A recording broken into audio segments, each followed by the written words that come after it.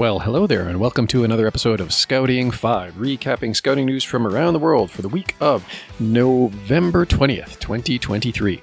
I'm Scouter Ken, and I am once again recording from St. Albert, Alberta.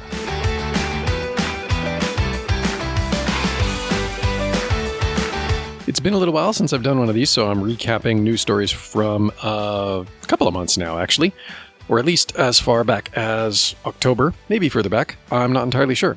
At any rate, this first story is almost a month old and concerns the Scouts of Mexico extending a helping hand in the aftermath of a hurricane, quoting scout.org.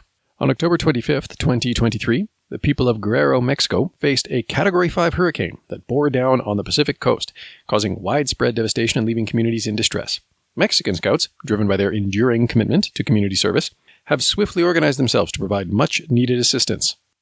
Hurricane Otis, which struck near the popular resort of Acapulco, left in its wake a path of destruction with at least 43 people losing their lives and many more reported missing. The scale of the disaster was truly overwhelming. Almost 80% of the infrastructure of the city was estimated to have been demolished. The storm's fierce winds and torrential rains had left a trail of destruction, transforming vibrant neighborhoods into scenes of despair. Scouts set up on-the-ground operations to directly assist citizens armed with first aid knowledge. They attended to people in need, distributed clean water and nourishment to those stranded, and aid in the challenging task of clearing debris to make way for rescue teams. End quote.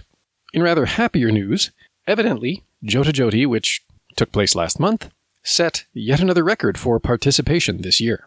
Quoting, yet again, scout.org. The largest annual Scout event has just wrapped up for a record year for participation. This year, the Jamboree on the Air, Jamboree on the Internet, JOTA-JOTI, saw a record 600,000 registered participants, which means a 40% increase in registration on the platform compared to last year. This includes 7,000 plus Scout groups and tens of thousands of individual participants from 149 countries. Keeping in mind that there are thousands upon thousands more who participate in local JOTA-JOTI activities without registering on the website, this was a big year for global participation.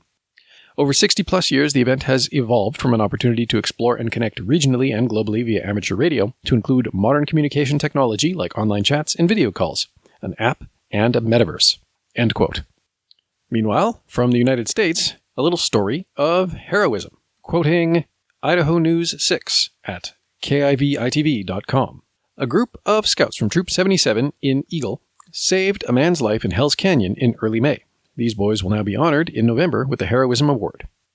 Troop 77 was on a canoeing trip near the Snake River. They got word a hiker fell down the side of the hill. The scouts canoed down the river, looking for the man, and after finding the man, they provided first aid and medical aid. They stayed with him until he was able to be transported down the river to a pickup zone to be airlifted to hospital. And as mentioned, the scouts involved are now being honored with the Heroism Award. End quote. And I guess that just goes to show that, a lot of the things that we do try and train you up on in Scouts, including things like in Scouts Canada, we have the Emergency Aid Outdoor Adventure Skills badge stream. Other scouting programs have analogous teaching that they offer with regard to things like, emergency first aid or emergency care or what to do in an emergency. These are not just theoretical things. There are occasions where you may have cause to use the skills you learn in scouting to save your own life, to save the life of another, to help yourself out of a particularly dire situation, or to render aid to somebody else in similarly dire straits. So, just a reminder, it's not just abstract stuff that we try to teach in scouting. It's practical stuff that, at one level, you hope you never need, but on another level, is really good to know when and if you do need it.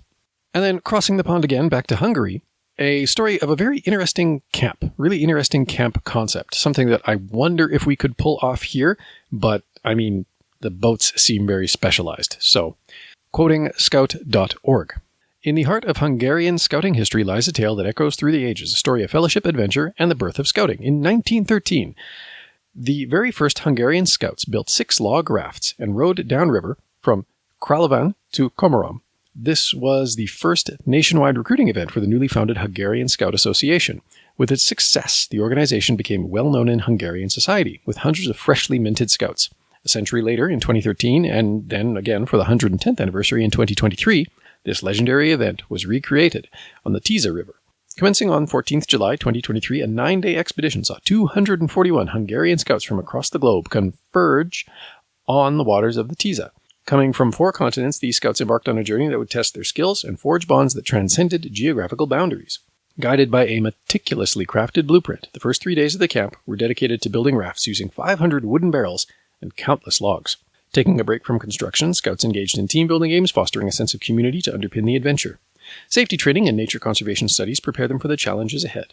Life on the Teesa River wasn't all play for the scouts, it was also a test of resilience. Navigating up to 15 kilometers daily, the scouts faced diverse weather conditions, from relentless rain to scorching sun, yet each day ended by a fire, where Hungarian folk songs were sung, games were played, and conversations flourished, highlighting the vitality of the participants. Enriching the daily routine, special activities added color to the experience. A market day saw each raft organize unique programs, fostering joy among the group. On another day, a collective effort aimed to clear the Teesa of debris, underscoring the scouts' environmental commitment. End quote. So it sounds like really, really awesome. You're essentially canoeing down a river on massive log rafts, multi-day excursion. Sounds like a lot of fun. Meanwhile, going a little bit north, over into England, there's evidently been a bit of a fee rise for the Scout Association to fund the creation of a new safeguarding team. Quoting the BBC via MSN.com. The Scout Association is overhauling its safeguarding procedures following a campaign by abuse survivors, with a membership fee rise to cover the costs. A new inspection team will check if UK Scout groups are following national policies, while an independent panel of abuse survivors will make sure victims get the right support and counselling. It comes after the survivors' campaign was highlighted by a BC investigation. Abuse survivors said they hope the move meant kids will be a lot safer.